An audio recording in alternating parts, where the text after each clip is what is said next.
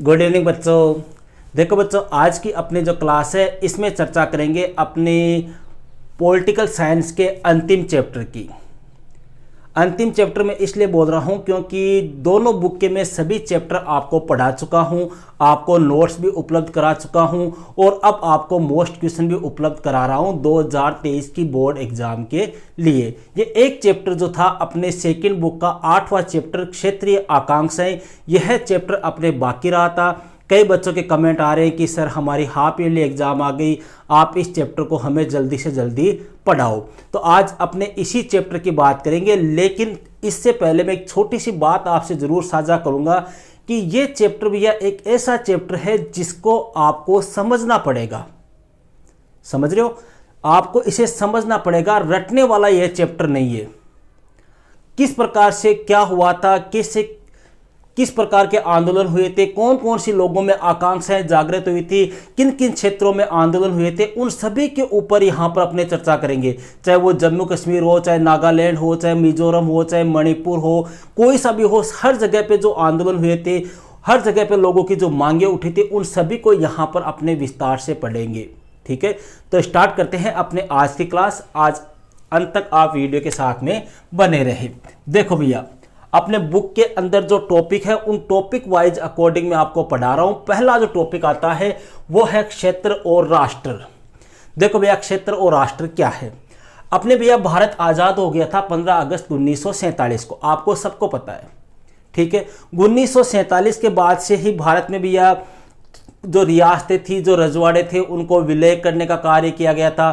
विलय के साथ साथ में कुछ ऐसी रियासतें थी जिनको लेकर भारत के साथ में टकराव भी हुए थे, छोटे मोटे युद्ध भी हुए थे। ऐसे करते करते भैया 1980 तक अपने पहुंच गए।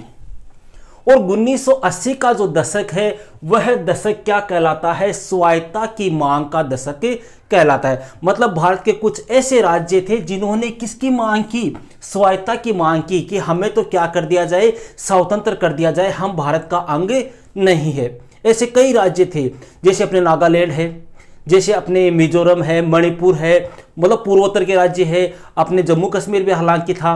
तो ऐसे राज्यों ने कौन सी मांग उठाई? स्वायत्ता की मांग उठाई। इसीलिए 1980 के दशक को क्या कहा जाता है? स्वायत्ता का दशक कहा जाता है।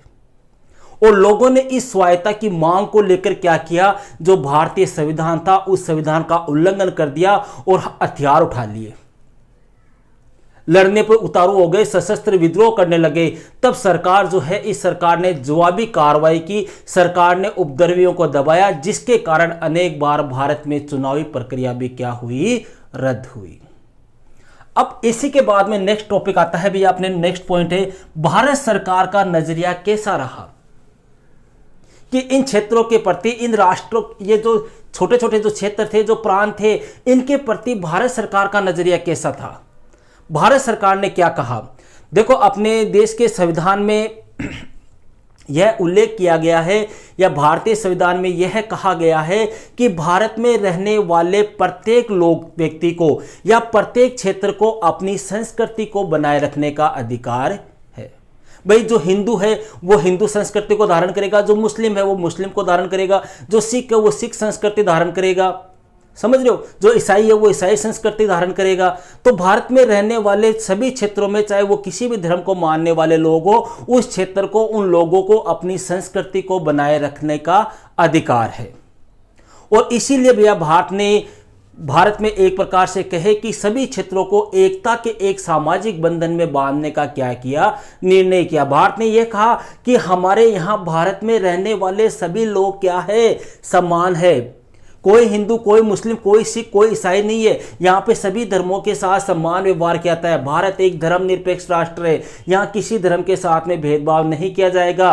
तथा अगर कहीं कहीं पर विविधता के मामले को लेकर अगर कोई मनमुटाव होता है तो उसका फैसला हम कौन से आधार पर करेंगे? लोकतांत्रिक आधार पर करेंगे। लोग क्या चाहते हैं, वहां की जनता क्या चाहती है, उसके आधार पर डिसीजन किया जाएगा। और कोशिश यह रहेगी कि हमें किसके ऊपर बल देना है? एकता के ऊपर बल देना है। समझ रहे हो? अपनी बुक का तीसरा पॉइंट आता है भैया तनाव के दायरे। अब इसी दौरान देखो अपने भारत आजाद हुआ था भैया, फर्स्ट चैप्टर में अपने पढ़ा था कि आजादी के तुरंत बाद ही भारत को टुकड़े हो गए, भारत का विभाजन हो गया, यहां से लोगों का विस्थापन हुआ, देशी रियासतें जो है उनको किस प्रकार से भारतीय संघ में शामिल करने के लिए समस्याओं से भारत को जूझना पड़ा। उन समस्याओं से भारत जूझा ही था कि तभी अपने भारत में और ज्यादा तनाव के मुद्दे उभर कर सामने आ गए। विभाजन का मुद्दा अभी अनसुलझा ही था कि तभी और भी ज्यादा तनाव के मुद्दे भारत के सामने आए। और वो तनाव के मुद्दे कौन कौन से आए थे, देखो यहां से आपके क्वेश्चन आता है भैया। ठीक है, पहला जो तनाव का मुद्दा आया था वो आया था किसको लेकर, जम्मू कश्मीर को लेकर आया। जम्मू कश्मीर को लेकर तनाव इसलिए हुआ क्योंकि जम्मू कश्मीर जो है इसके ऊपर पाकिस्तान अपना अधिकार बता रहा है और भारत अपना अधिकार बता रहा है। इस बात को लेकर दोनों देशों के मध्य क्या हो गया, तनाव हो गया। पहला मुद्दा तो ये उभर कर सामने आया।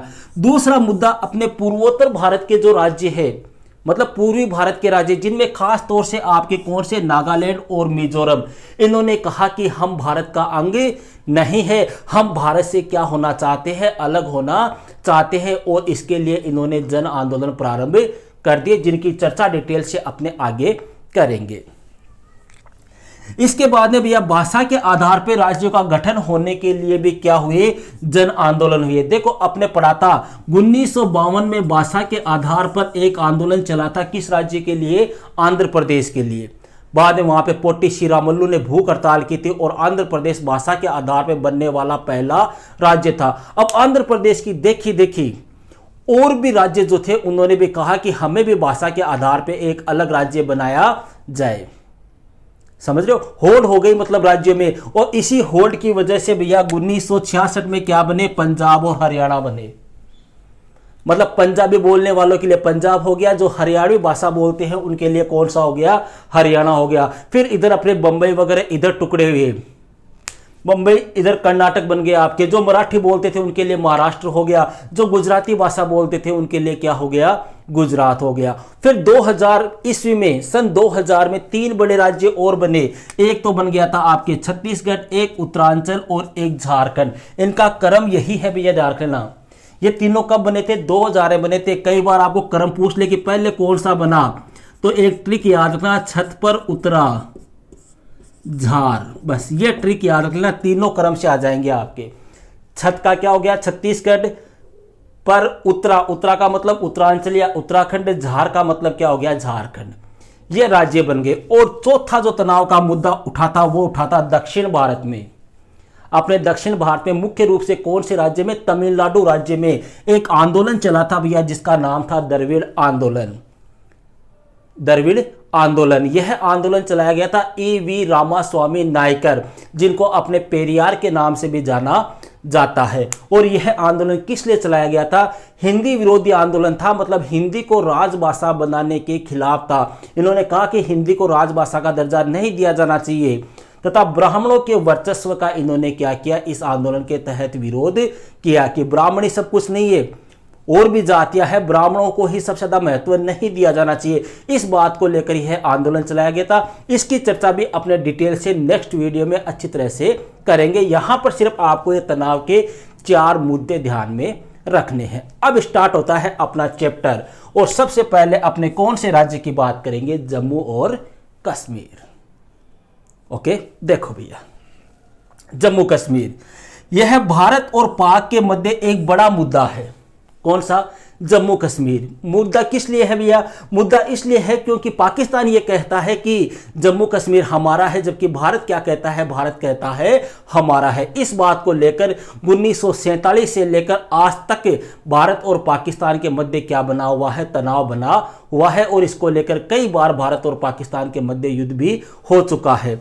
1947 से पहले भी, आजादी से पहले यहां पर राजशाही थी। राजशाही का मतलब राजा का शासन था, और राजा कौन था उस समय, हरि सिंह था, जो एक हिंदू राजा था। क्लियर है। इसी जम्मू कश्मीर में भैया 3 क्षेत्र शामिल है। एक तो जम्मू आता है, एक कश्मीर आता है और एक लद्दाख। हालांकि अब इनको केंद्र शासित प्रदेश बना दिया गया है। ठीक है, ये 3 क्षेत्र थे भैया, इसमें जम्मू, कश्मीर और लद्दाख। क्लियर है। आगे देखो, हरि सिंह जो था वो स्वतंत्र रियासत के रूप में रहना चाहता था। जो हरि सिंह कौन, अपने जम्मू कश्मीर का शासक, वो ये चाहता था कि ना तो मैं भारत में शामिल होऊंगा ना ही मैं पाकिस्तान में शामिल होऊंगा। हम कैसे रहेंगे, स्वतंत्र रहेंगे, हमारी रियासत स्वतंत्र रहेगी, हम दोनों में से किसी में भी शामिल नहीं होंगे।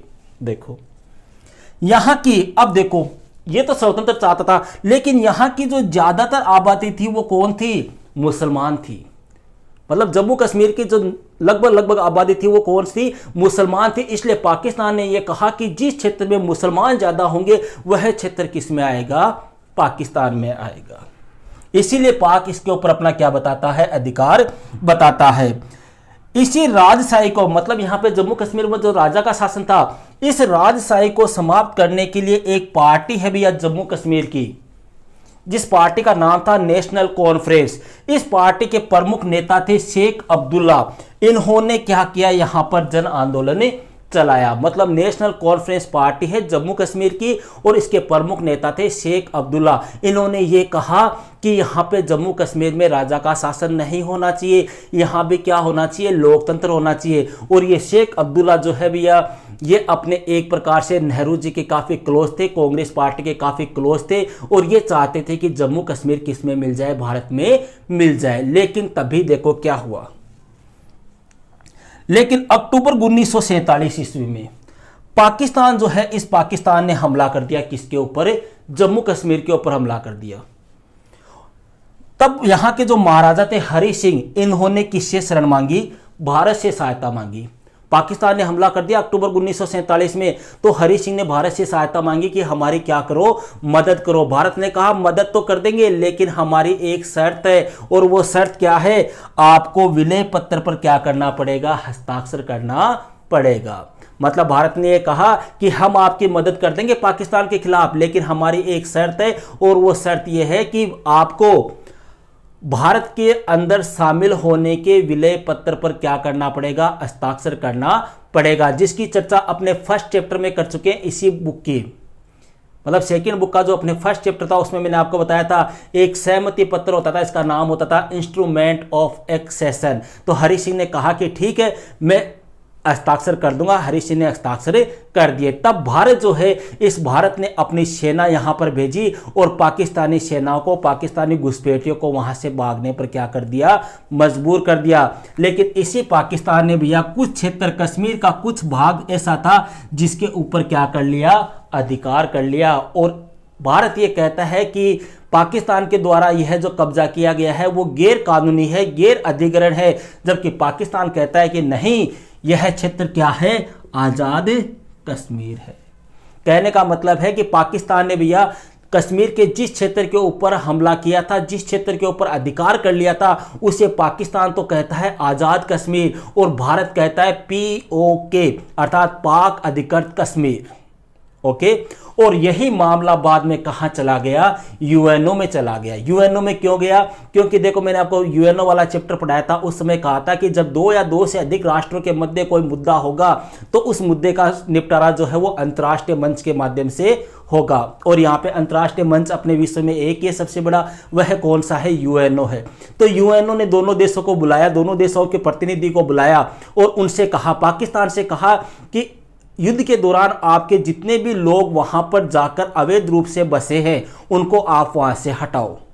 और भारत को यह कहा कि आपकी जो फौज वहां पे है जम्मू कश्मीर में, उसको धीरे धीरे आप क्या करो, कम करो। और कश्मीरियों को यह कहा गया कि आपके भाग्य का जो फैसला है वो जनमत के द्वारा करवाया जाएगा। इस प्रकार की बात कही किसने, यूएनओ ने। आगे देखो, फिर भैया स्थिति जब सामान्य हो गई, नॉर्मल स्थिति हो गई, तो जम्मू कश्मीर में क्या हुए, चुनाव हुए। और चुनाव के दौरान मार्च 1948 में शेख अब्दुल्ला जो है वो जम्मू कश्मीर के पहले प्रधानमंत्री बने। जम्मू कश्मीर के क्या बने, पहले प्रधानमंत्री बने। अब आपके ये हो रहा होगा कि सर प्रधानमंत्री कैसे बने, तो देखो भैया ध्यान रखना, अपने उस समय जो राज्य का मुखिया होता था, मतलब आज़ादी के दौरान की बातें हैं, उस आज़ादी के समय भैया अपने राज्य का जो मुखिया होता था, मेन व्यक्ति होता था, उसको क्या कहते थे, प्रधानमंत्री कहा जाता था। तो जम्मू कश्मीर के पहले प्रधानमंत्री कौन बने, शेख अब्दुल्ला। कौन सी पार्टी के थे ये, नेशनल कॉन्फ्रेंस के। कब बने थे, मार्च 1948 में। और जो भारत सरकार है, इस भारत सरकार ने जम्मू कश्मीर को विशेष राज्य का दर्जा दिया, और कौन से अनुच्छेद के द्वारा दिया? अनुच्छेद 370 के तहत। भारत ने कहा कि जम्मू कश्मीर जो है वो एक विशेष राज्य है, इसको विशेष स्वायत्ता प्राप्त है, और यह विशेष राज्य का दर्जा कौन से अनुच्छेद के द्वारा दिया गया था? 370 के तहत। इधर ध्यान देना, नागालैंड और ये है ना अपने मिजोरम वगैरह, इनको भी विशेष राज्य का दर्जा है, लेकिन इनको कौन से अनुच्छेद के द्वारा है? अनुच्छेद 371। 371 इनसे संबंधित है, 370 जम्मू कश्मीर से संबंधित है। हालांकि अब तो 370 को समाप्त कर दिया गया है। अगर आप में से कोई बता सकता हो, देखो समाप्त किया था इसको 5 अगस्त 2019 को नरेंद्र मोदी के द्वारा। अब जम्मू कश्मीर भी वैसा ही है जैसा अपने अन्य राज्य है, हालांकि इसको समाप्त करके 2 केंद्र शासित प्रदेश बना दिए गए हैं वहां पे। ठीक है, आगे देखो। अब या जैसे ये धारा 370 लागू की गई, अनुच्छेद 370 के तहत जम्मू कश्मीर को विशेष राज्य का दर्जा दिया गया। दर्जा देते ही यहां पर 2 पक्ष बन गए, और दोनों पक्ष जो है उनकी प्रतिक्रियाएं कैसी है? विरोधी है। पहला पक्ष क्या कहता है? पहला पक्ष कहता है कि जम्मू कश्मीर में जो धारा 370 है ना, इस धारा 370 के कारण भारत के साथ पूरी तरह से यह जम्मू कश्मीर जुड़े नहीं पाया है, इसलिए इस धारा को क्या कर देना चाहिए? समाप्त कर देना चाहिए। पहला गुट तो यह कहता है कि धारा 370 लागू होने से जम्मू कश्मीर एक अलग ही पड़ गया है, यह भारत के साथ में अच्छी तरह से नहीं जुड़ पाया है, भारत के साथ में इसका मेल मिलाप नहीं बढ़ा है, इसलिए इसको क्या कर दो? जड़ से समाप्ति कर दो। और कर भी दिया है समाप्त 2019 में। ठीक है। दूसरा पक्ष जो है, जिसमें ज्यादातर कौन है? कश्मीरी है। इनका कहना है कि इतनी स्वायत्ता पर्याप्त नहीं है, मतलब भारत ने जो छूट दी है ना जम्मू कश्मीर को, जो विशेष दर्जा दिए गए, वो हमारे लिए कम है, हमें और भी ज्यादा छूट दी जाए। इन लोगों की 3 शिकायतें हैं। वो 3 शिकायतें देखो कौन सी है। पहली शिकायत तो ये है कि ये लोग कह रहे हैं कि भारत संघ में विलय हेतु क्या कराया जाए? जनमत संग्रह कराया जाए, वोटिंग कराई जाए कि भारत में मिलेंगे या नहीं मिलेंगे। दूसरी बात, विशेष दर्जा जो है वो पूरी तरह से अमल में लाया जाए, मतलब ये नहीं है कि विशेष दर्जा दे दिया और हमें कुछ भी नहीं प्राप्त हो रहा है, या तो इसको ये जो अनुच्छेद 370 है इसके द्वारा जो विशेष दर्जा, विशेष स्वायत्ता प्रदान की गई है, इसको पूरी तरह से क्या किया जाए? अमल में लाया जाए, इसको पूरी तरह से लागू करने का प्रयास किया जाए।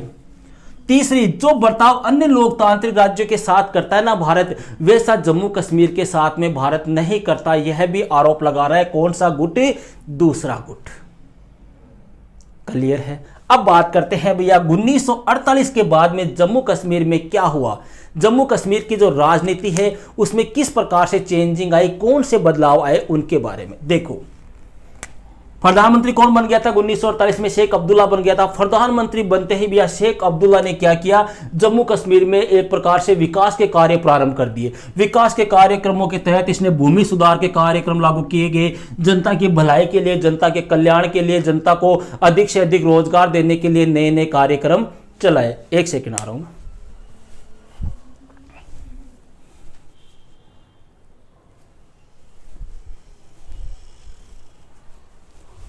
हाँ, तो प्रधानमंत्री बनने के बाद में यह जो शेख अब्दुल्ला था, इसने जन कल्याण के कार्यक्रम चलाए, भूमि में सुधार करने के लिए नए नए कार्यक्रमों को इसने वहां पे क्या किया?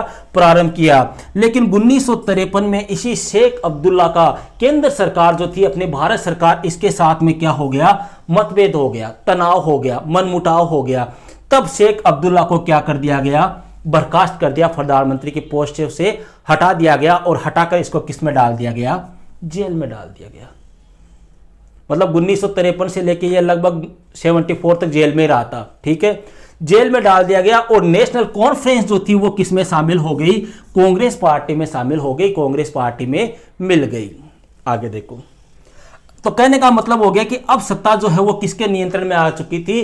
कांग्रेस के नियंत्रण में आ चुकी थी। कांग्रेस पार्टी का सत्ता पर क्या हो गया था? अधिकार हो गया था। लेकिन इंदिरा गांधी के समय 1976 में, इंदिरा गांधी के समय शेख अब्दुल्ला और इंदिरा गांधी के बीच में क्या हो गया?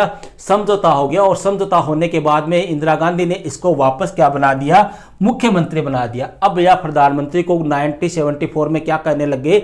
मुख्यमंत्री। मतलब स्टार्टिंग में प्रधानमंत्री कहलाता था, बाद में इनको लगभग 1965 के आसपास के बाद में इसको मुख्यमंत्री के नाम से जाने लग गया। तो 1976 ईस्वी में ये क्या बन गए? पुनः मुख्यमंत्री बन गए। लेकिन 1982 ईस्वी में इसी शेख अब्दुल्ला की क्या हो गई? मृत्यु हो गई। राम नाम सत्य हो गई। इनका बेटा था जिसका नाम था फारूक अब्दुल्ला। इनकी मृत्यु के बाद फारूक अब्दुल्ला जो है इसने नेशनल कॉन्फ्रेंस की बागडोर अपने हाथों में ले ली कि हाँ अब मैं संभालूंगा नेशनल कॉन्फ्रेंस को, और वो क्या बन गया, जम्मू कश्मीर का मुख्यमंत्री बन गया, जम्मू कश्मीर का सीएम बन गया। लेकिन वह जनता में लोकप्रिय नहीं हो सका, जनता की एक प्रकार से जनता के हितों को पूरा नहीं कर सका, जिसकी वजह से राज्यपाल जो थे, इन राज्यपाल के द्वारा इनको पद से हटा दिया गया। और इनको पद से हटाते ही जम्मू कश्मीर में विरोधी तेवर उत्पन्न हो गए, जिनकी चर्चा अपने नेक्स्ट क्लास में करेंगे। ओके भैया, तो मिलते हैं नेक्स्ट वीडियो में नेक्स्ट टॉपिक के साथ। That's all.